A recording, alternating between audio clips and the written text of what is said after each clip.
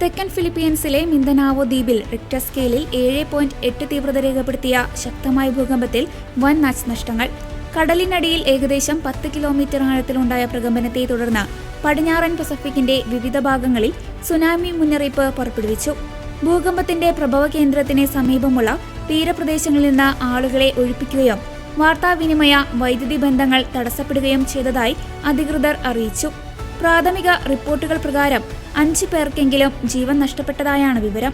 ലോകത്തിലെ ഏറ്റവും സജീവമായ ഭൂകമ്പ മേഖലയായ റിംഗ് ഓഫ് ഫയറിൽ സ്ഥിതി ചെയ്യുന്ന ഫിലിപ്പീൻസിലെ ഫിലിപ്പൈൻ ട്രെഞ്ചിൽ ടെക്ടോണിക് പ്ലേറ്റുകൾ തമ്മിലുണ്ടായ ഉരസൽ മൂലമാണ് ഈ വലിയ പ്രകൃതി ദുരന്തം ഉണ്ടായതെന്ന് German research centre for geosciences വ്യക്തമാക്കുന്നു.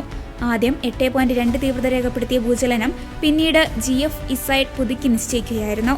അതേസമയം ഇന്തോനേഷ്യയിലെ ബോർണിയോ, സുലേവേസി തുടങ്ങിയ ഭാഗങ്ങളിൽ 3 മീറ്റർ വരെ ഉയരത്തിൽ സുനാമി തിരമാലകൾ ഉണ്ടാകാൻ സാധ്യതയുണ്ടെന്ന് കാലാവസ്ഥാ നിരീക്ഷണ കേന്ദ്രം അറിയിച്ചു. ഇന്തോനേഷ്യയിലെ നോർത്ത് സുലവേസി, നോർത്ത് മലുഗു പ്രദേശങ്ങളിലും ശക്തമായ പ്രകമ്പനം അനുഭവപ്പെട്ടു. ഭൂകമ്പ ബാധിത പ്രദേശങ്ങളിൽ ദുരന്ത നിവാരണ പ്രവർത്തനങ്ങൾ അതിവേഗം ഏകോപിപ്പിച്ചു വരികയാണെന്ന് Philippines president Ferdinand Markose junior അറിയിച്ചു.